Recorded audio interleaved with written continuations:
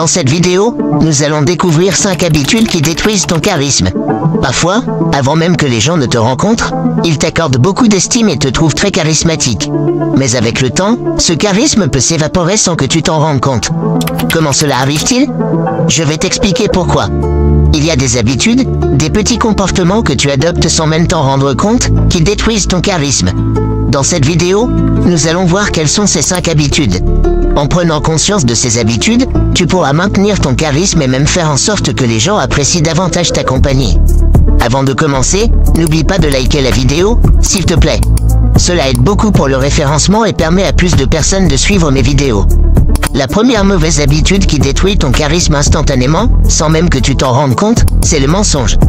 As-tu déjà remarqué pourquoi un président, lorsqu'il vient d'arriver au pouvoir, est adoré par beaucoup de personnes? Il est aimé par beaucoup et lorsqu'il prend la parole, tout le monde est là. Mais au fur et à mesure que le temps passe, on voit que lorsqu'il prend la parole, on commence à s'en désintéresser. Quand on parle de lui, les gens disent « Oh, laisse tomber ». C'est le fait de ne pas pouvoir tenir ses promesses. En fait, la confiance est la base pour instaurer le respect. Sans confiance, il n'y a pas de respect. Si tu es quelqu'un qui ne tient pas à ses engagements, les gens ne vont pas te respecter. Lorsque tu dis aux gens « Je vais faire ça à tel moment », fais en sorte de le faire. Le fait de tenir à tes engagements fait que les gens vont te respecter. Une personne charismatique est une personne qu'on respecte, bien évidemment. La deuxième habitude qui détruit instantanément le charisme, c'est la peur de regarder les gens dans les yeux. Imagine, avant de me rencontrer, tu m'admirais peut-être, tu pensais que j'étais une idole. Mais quand on s'est croisés, je t'ai parlé en baissant la tête, sans jamais oser te regarder dans les yeux. Résultat, mon charisme chute. C'est lié à un proverbe anglais qui dit « Les yeux sont les fenêtres de l'âme ». Pour créer une vraie connexion avec les gens, il est essentiel de pouvoir les regarder dans les yeux. Si tu évites le regard, tu passes à côté de cette connexion. Je sais, dans certaines cultures, comme en Afrique, ou même dans d'autres communautés, il est parfois difficile de soutenir le regard. Moi aussi, j'avais du mal avec ça, mais j'ai travaillé dessus et aujourd'hui, je me sens beaucoup plus à l'aise. Franchement, la meilleure manière de créer un lien avec quelqu'un, c'est de le regarder droit dans les yeux. Même dans la séduction, c'est fondamental.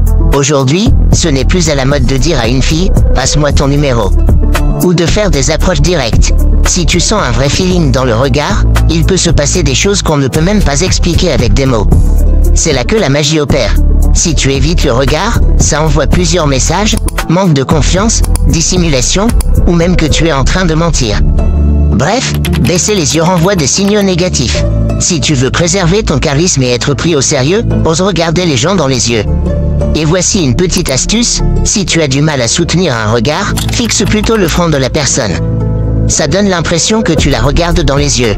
Avec le temps, tu développeras cette habitude, et tu te sentiras beaucoup plus à l'aise. La troisième mauvaise habitude qui fait chuter ton charisme, c'est de trop parler de toi. En dire trop sur soi peut vraiment nuire à l'image que tu renvoies. Il y a un proverbe d'un ancien philosophe, Épictète, qui dit « Ce n'est pas pour rien que nous avons 2 oreilles et une seule bouche ». Ça signifie qu'on devrait écouter 2 fois plus qu'on ne parle. Mais aujourd'hui, on vit dans une société où les gens ont tendance à parler constamment d'eux-mêmes, à raconter leur vie en détail. C'est souvent parce qu'ils ne trouvent pas assez de sens à leur propre existence. Alors, dès qu'ils croisent quelqu'un, ils se mettent à tout déballer. C'est un piège. Exposer toute ta vie est dangereux. Laisse plutôt les autres se poser des questions sur toi. Une des clés du charisme, c'est d'être mystérieux. Être mystérieux, c'est laisser certaines zones d'ombre. Il y a toujours 1 ou 2 choses que les gens ignorent à propos de toi. Aujourd'hui, avec les réseaux sociaux, beaucoup veulent être connus, faire le buzz, et ils finissent par tout dévoiler. Combien d'enfants ils ont, combien de voitures, même leurs relations. C'est risqué de tout révéler. Garde certains aspects de ta vie privée pour toi, et laisse les autres s'interroger. Parce que si tu es comme un livre que tout le monde a déjà lu, plus personne n'a envie de continuer à te découvrir. Le charisme, c'est justement ça, donner envie aux autres d'en savoir plus. Donc, sois mystérieux. Le mystère est la clé du charisme. Si ce mystère disparaît, ton charisme disparaît avec lui. La 4e mauvaise habitude, et celle-ci est vraiment l'une des pires, c'est le manque d'écoute active. En fait, il y a 2 façons d'écouter les gens. La première, c'est de faire semblant d'écouter. Tu es sur ton téléphone, ou en train de faire autre chose, et tu dis « Oui, oui, je t'écoute ». Mais en réalité, tu n'es pas vraiment là. Ça, c'est un énorme manque de respect, et ça fait mal à la personne qui est en face de toi. Imagine, quelqu'un te parle de quelque chose d'important, et toi, tu es distrait, tu manges ou tu scrolles sur ton téléphone. Cette attitude peut vraiment blesser. La deuxième façon, c'est d'écouter activement. Cela veut dire prêter toute ton attention, poser ton téléphone, et écouter non seulement avec tes oreilles, mais aussi avec ton cœur. Tu fais attention à ce que la personne dit, et parfois, tu poses des petites questions pour montrer que tu es vraiment présent dans la conversation. Cette écoute active donne aux autres le sentiment d'être valorisé, et c'est ainsi que tu gagnes leur respect. Être un bon auditeur est une qualité qui rend très charismatique. Les gens auront envie d'être autour de toi, car tu leur accordes de l'importance. Écouter les autres, c'est fondamental pour développer des relations solides. Je connais des familles qui, par exemple, interdisent l'usage des téléphones à table. Ils se concentrent uniquement sur la conversation et cela renforce les liens. En plus, cela développe des compétences sociales qui sont très utiles dans la vie de tous les jours. Comme on dit, chaque enfant est une lettre écrite par sa famille et envoyée au monde. Dale Carnegie, dans son livre, explique aussi que si tu veux te faire des amis, sois cette personne qui parle peu, mais qui écoute activement. Les gens adorent parler de leurs expériences, de leurs voyages, de leur vie. Alors, écoute-les avec attention. C'est une des clés pour gagner leur confiance et devenir plus charismatique. La cinquième et dernière habitude, c'est probablement la plus importante, être tout le temps disponible. Ça détruit ton charisme instantanément. On dit que la rareté fait la valeur, et c'est vrai. Imagine une personne que tu estimes énormément, quelqu'un que tu vois comme étant presque inaccessible. Pour certains, ça pourrait être Ronaldo, Dadju, ou n'importe quelle autre célébrité. La première fois que tu parles à cette personne au téléphone, c'est incroyable, tu es excité. Mais la deuxième fois, ce ne sera plus aussi spécial. On est d'accord? Non. L'excitation diminue. La troisième fois, ça devient encore moins impressionnant. Tu commences à voir cette personne comme quelqu'un de plus normal.